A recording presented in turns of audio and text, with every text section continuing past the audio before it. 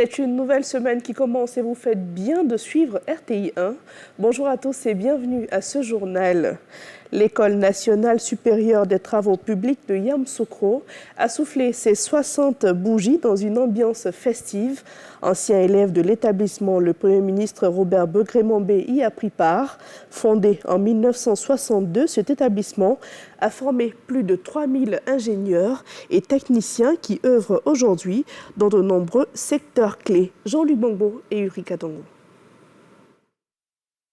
À Yamoussoukro, au cœur de l'École nationale supérieure des travaux publics, l'histoire et l'avenir se sont croisés ce samedi. Fondé en 1963 par le président Félix Houphouët-Boigny, l'ENSTP célèbre 60 années d'excellence avec un bilan impressionnant, 6132 ingénieurs et techniciens supérieurs formés issus de 15 pays. Nous avons vu passer des générations d'étudiants qui, armés des connaissances et compétences acquises ici, ont contribué à façonner notre environnement et à améliorer la qualité de vie de nos concitoyens. Les infrastructures que nous utilisons au quotidien portent en elles l'empreinte de leur travail acharné et de leur dévouement. Pour les anciens élèves, devenus aujourd'hui des piliers de l'administration et du secteur privé, ce jubilé est une occasion de revenir sur un parcours exceptionnel. Le pays a été bâti avec les anciens de cette école et nous continuons de le faire. Alors, je suis très content.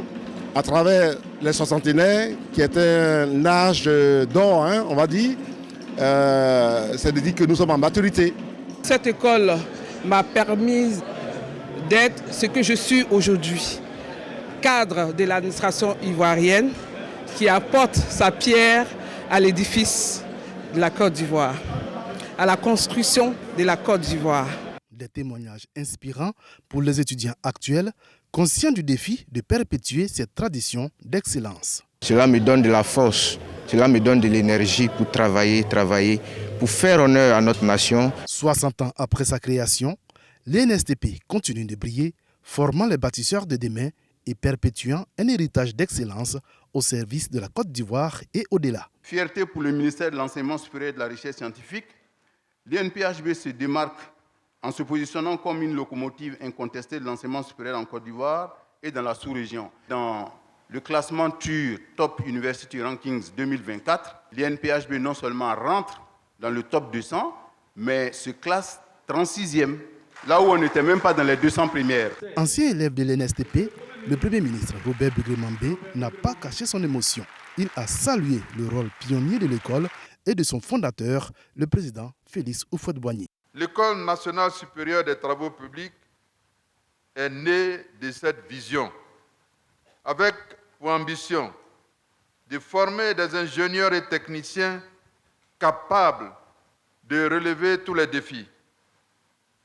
Aujourd'hui, nous pouvons affirmer avec une certaine fierté que cette vision a porté ses fruits.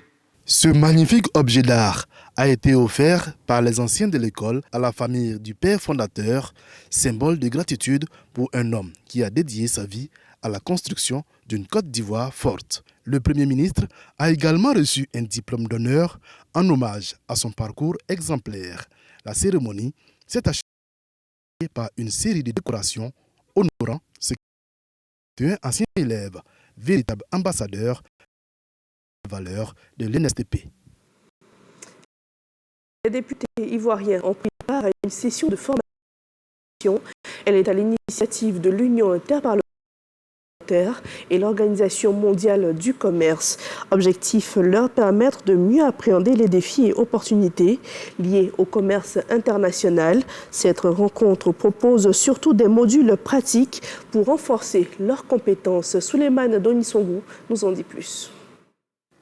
Les parlementaires ivoiriens face aux experts de l'Organisation mondiale du commerce, OMC, et des membres de l'Union interparlementaire. Au menu de la rencontre, la contribution des représentants du peuple à la promotion du commerce, aussi bien au niveau national qu'international. Les initiateurs soulignent l'importance du thème retenu et la responsabilité qui engage les parlementaires ivoiriens. Nous sommes réunis autour du thème « Promouvoir un commerce dynamique au service d'une économie florissante et résiliente ». le rôle du Parlement de la Côte d'Ivoire. Ce thème est d'une importance cruciale pour notre pays. Eu égard à son impact direct sur la vie quotidienne des populations, à travers la prospérité que génèrent les importations et les exportations, les effets structurels positifs des investissements étrangers et le fort potentiel de l'ouverture des marchés en termes d'allègement de la pauvreté et d'amélioration de la qualité de vie des populations. Des travaux auxquels le Parlement ivoirien accorde un intérêt particulier. Ce thème rappelle la place centrale du commerce dans le développement de nos économies et met en lumière le rôle clé des parlements dans la définition et le contrôle des politiques publiques qui assurent une croissance économique équitable et résiliente. La tenue de ces réflexions fait suite à la décision du comité de pilotage de la conférence parlementaire sur l'OMC d'accéder à la demande du Parlement de Côte d'Ivoire de bénéficier d'une assistance technique sur les questions commerciales. C'est un soulagement pour les acteurs du secteur de l'éducation et en particulier les encadreurs pédagogiques. Ils ont reçu des mains de la ministre Mariatou Koné 133 véhicules et 1093 motos. Une initiative qui renforce les capacités logistiques pour le préscolaire et le primaire. Sephora Zegui revient sur cette importante cérémonie. Un geste considérable pour l'éducation en Côte d'Ivoire. Mariatou Koné, ministre de l'Éducation nationale et de l'alphabétisation, remet 133 véhicules et plus de 1000 motos aux structures pédagogiques du pays. En 3 ans, ce sont au total 322 véhicules et 1755 motos qui ont été distribués pour améliorer les conditions de travail des enseignants et des encadreurs pédagogiques. Quand on travaillait, on prenait les véhicules en commun.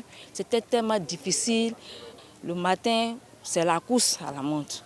Maintenant qu'on a les motos, si on partait dans les villages une fois la semaine, maintenant on peut partir 2 fois dans la semaine pour faire le suivi, l'encadrement des enseignants. C'est véritablement une bouffée d'oxygène, ce qui va faciliter la mobilité des conseillers pédagogiques que nous sommes et ce qui va également permettre d'accélérer le travail. Cet investissement, estimé à plusieurs milliards de francs CFA, vient renforcer la supervision pédagogique et faciliter les déplacements des agents sur le terrain, notamment dans les zones les plus reculées. Les conseillers pédagogiques sont un maillon essentiel pour assurer une éducation de qualité à nos enfants. Cependant, les défis logistiques auxquels ils font face, notamment en milieu rural, entravent leur capacité à remplir efficacement leur mission. Aujourd'hui, avec l'acquisition de 1093 motos, nous leur donnons les moyens de mieux se déplacer, d'atteindre davantage d'écoles et de soutenir un plus grand nombre d'enseignants. Cela contribuera à réduire les disparités entre les zones et à garantir un accès équitable à une éducation de qualité. Ce n'est pas tout. Dans le cadre du programme axé sur les résultats, la Côte d'Ivoire a également obtenu un financement de 40 millions d'euros, soit 26,3 milliards de francs CFA de la Banque mondiale pour la construction de nouveaux collèges de proximité. Un pas de plus vers une école de qualité avec des moyens concrets pour les enseignants et les élèves de toute la Côte d'Ivoire. On va s'intéresser à la religion. L'Église Assemblée Royale Internationale Tabernacle Solution a rassemblé les fidèles chrétiens pour prier en faveur de la paix dans le pays. Une cérémonie marquée par la présence du chef du cabinet du président de la République. Cette initiative reflète l'engagement des communautés religieuses à promouvoir l'unité et la cohésion sociale. Godefroy Okambawa y était et nous propose son compte-rendu. La paix, rien que la paix en Côte d'Ivoire. C'est le message lancé aux fidèles de l'Assemblée royale internationale Tabernacle Solution de Yopougon du pasteur Dadi Shekina. Ils sont des milliers, ces fidèles, qui ont répondu à l'appel de leur guide religieux.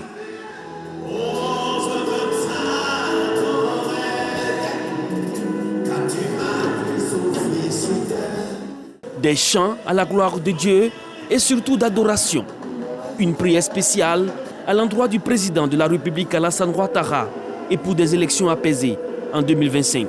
Nous avons un seul bien, c'est la Côte d'Ivoire. Nous devons protéger cette nation, nous devons garder cette nation. Nous voulons que ces élections se passent dans le calme, dans la paix, dans la tranquillité. Et notre travail en tant que serviteur de Dieu, c'est de prier pour que tous les cœurs soient désarmés, que les esprits soient apaisés et que tout se fasse dans le calme. Claude Sailly, chef de cabinet du président de la République, salue la démarche spirituelle de cette assemblée pour ses prières qu'elle fait sans cesse pour la Côte d'Ivoire. La paix sociale est différente de la paix profonde, de la paix qui vient de Dieu. Et j'ai demandé au bishop d'Adé Shekina, qui est une des personnalités religieuses en Côte d'Ivoire, en qui nous accordons beaucoup de confiance, de continuer de prier pour la Côte d'Ivoire.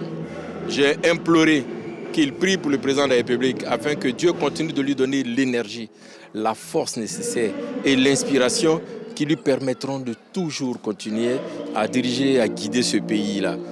Les fidèles et les hommes de Dieu sont appelés à raffermir le cœur, se pardonner pour une Côte d'Ivoire unie. Sur l'actualité internationale, direction Moscou, où le président syrien Bachar al-Assad et sa famille auraient trouvé refuge. Les agences de presse russes ont annoncé hier soir que la Russie leur a accordé l'asile pour des raisons humanitaires. Moscou, tout en insistant sur l'importance du dialogue politique pour le peuple syrien, a demandé une réunion d'urgence du Conseil de sécurité de l'ONU ce lundi. Pendant ce temps, le président américain Joe Biden appelle à ce que Bachar al-Assad réponde des crimes commis contre les Syriens. Cap sur l'Afrique de l'Ouest. Quelques heures après sa nomination, Jean-Emmanuel Ouédraogo, le nouveau Premier ministre au Burkina Faso, a formé son gouvernement. Il est composé de 24 membres. On note surtout l'arrivée de plusieurs nouvelles personnalités à des ministères clés, mais aussi le départ de plusieurs ministres, notamment Basselma Bazié, ex-ministre de la fonction publique, et du général de brigade Kassoum Koulibaly. Au Soudan, au moins 28 civils ont été tués et 37 blessés hier dimanche. C'était lors d'un bombardement d'une station-service. Elle se trouve près d'un marché du sud de Khartoum, un secteur visé par des tirs ces dernières semaines. Le Soudan est depuis avril 2023 en proie à un conflit entre l'armée et les paramilitaires des forces de soutien rapide. Selon l'ONU, la guerre au Soudan a fait des dizaines de milliers de morts et déplacé plus de 11 millions de personnes. C'est la fin de ce journal. Merci de nous avoir suivis. On se retrouve demain à la même heure.